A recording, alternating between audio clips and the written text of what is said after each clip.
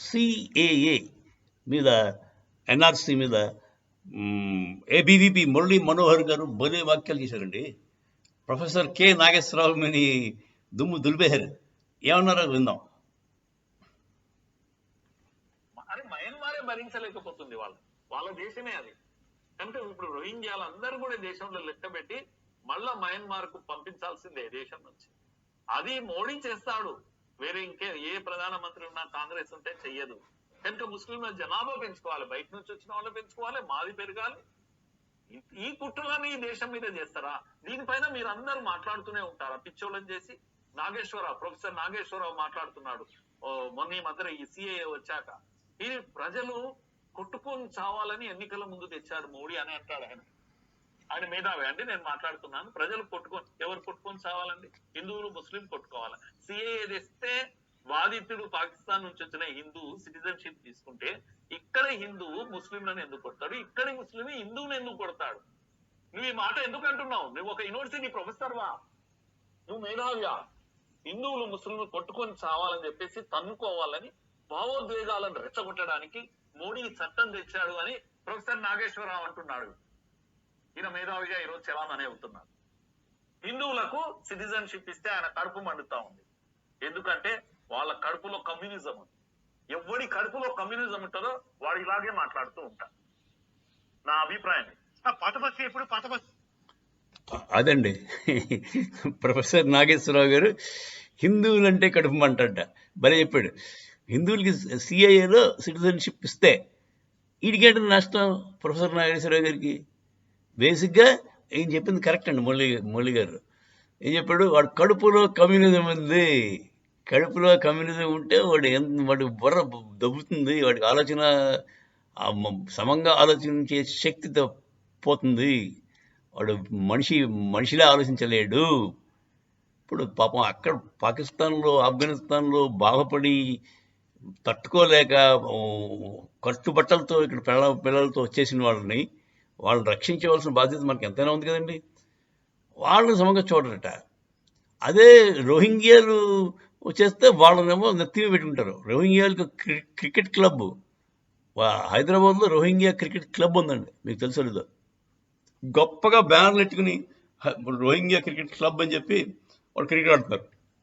వాళ్ళని క్వశ్చన్ చేసే దమ్ము ఏ ఎస్ఐకి కానీ ఏ డీజీపీకి కూడా లేదండి.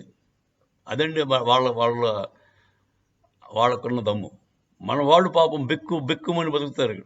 అక్కడి నుంచి ఆఫ్ఘనిస్తాన్ నుంచి వచ్చిన హిందువులు వాళ్ళ పరిస్థితి చాలా దారుణం అండి.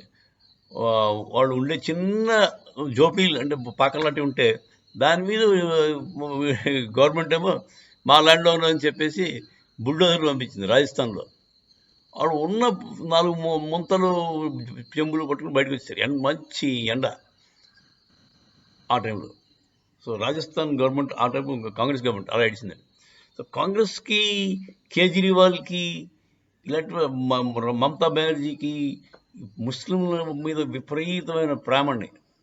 ఎందుకంటే వాళ్ళ ఓట్ బ్యాంక్ అది.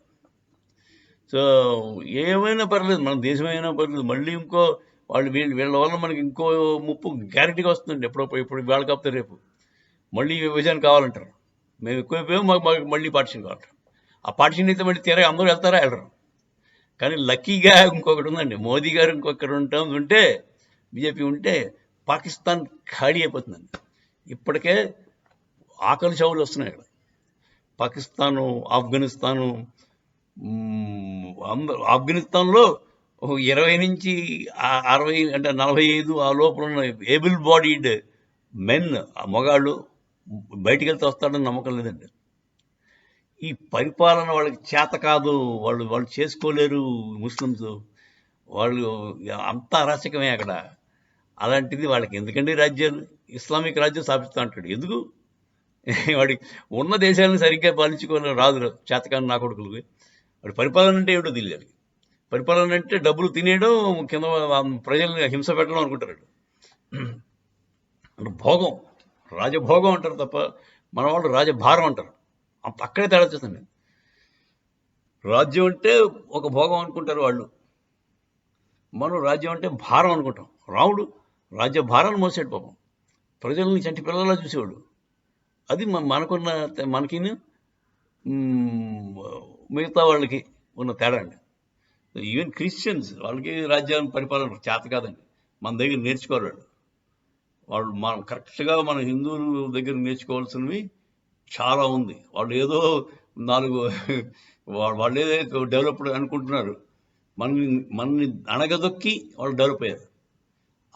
1000 ఏళ్ల క్రితం మన జీడిపి కాంట్రిబ్యూషన్ ఇండియాది 30% ఉండేది. ప్రపంచంలో 100 రూపాయలు జనరేట్ అయితే 30 రూపాయలు మంది. That was the GDP contribution of India. India యొక్క భాగం. అంత డెవలప్డ్ కంట్రీ 1000 ఏళ్ల క్రితం. ఆ తర్వాత ఈ ముస్లిం ఇన్వేషన్ వచ్చాక తట్టుకుని 15% దాకా వచ్చింది. అప్పుడు ఈ ఇంగ్లీష్ వాడు వచ్చాక మొత్తం శాంతం నాగేశాడు, 1% తీసుకొచ్చాడు. సో ఇంగ్లీష్ వాళ్ళు ఎంత క్రూడ్లో ఇప్పుడు మీకు అర్థం. వీళ్ళకంటే వాళ్ళు చాలా డేంజరస్ పీపుల్ అండి. అమెరికన్స్ ఈ ముస్లిమ్స్ కంటే కూడా వాళ్ళు చాలా డేంజరస్ పీపుల్. సరే, మీకు ఇప్పుడు అర్థమై ఉంటుంది.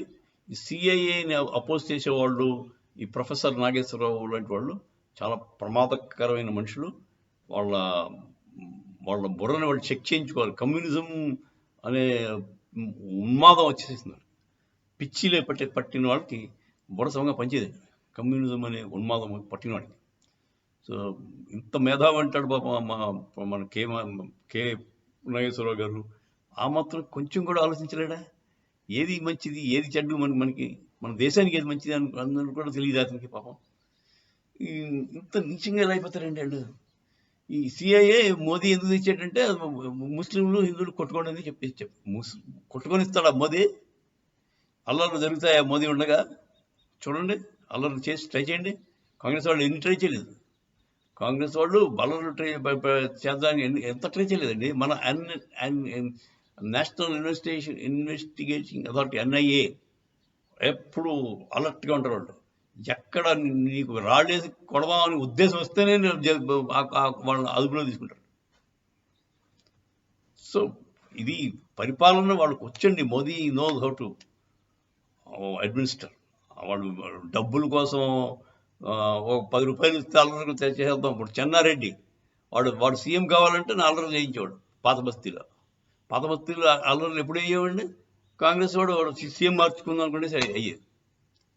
సో కాంగ్రెస్ కల్చర్ అండి అల్లర్లు పెట్టడం, ముస్లిమ్స్కి హిందువులకి మధ్య అల్లర్లు పెట్టి దానివల్ల లబ్ధి పొందడం కాంగ్రెస్ కల్చర్ ఎప్పటి నుంచో ఉంది. సో అది మోదీ అలాంటి పిచ్చి పనులు ఎప్పుడు చేయడండి. ఈ ప్రొఫెసర్ నాగేశ్వరరావు గురించి తెలుసుకోవాల్సిన అవసరం ఉంది. ఎలక్షన్ ముందు ప్రజల్లో అల్లకల్లోనం తెస్తాట మోదీ. తెచ్చి ఏం ప్రూవ్ చేస్తాడు? ఆయన చేతకాని వాడిని ప్రూవ్ చేసుకుంటాడా? అంత చేతకాని వాడు కాదండి మోదీ చాలా సమర్థుడు. పరిపాలనలో మంచి సమర్థవంతంగా చేసే వ్యక్తి. చేత నాగేశ్వరరావు గారు, మీరు అలాంటి అపోహల్లో ఉండకండి. ఈ CAA అంటే సిటిజన్షిప్ అమెండ్మెంట్ యాక్ట్ ఫస్ట్ తీసుకొస్తారు. తర్వాత ఏమో NRC అంటే నేషనల్ రిజిస్టర్ అంటే సిటిజన్షిప్ రిజిస్టర్ అన్నమాట. దాంట్లో ఈ రోహింగ్యాలు వాళ్ళందరూ బయటకు వస్తారు. వాళ్ళకి శరణార్థుల కింద డిక్లేర్ చేసి బయట పంపించారు. That is another first task. అవుతుందండి, 2 అవుతాయి. మోదీ గారు చేస్తారు, చేయగలడు. జై శ్రీరామ్.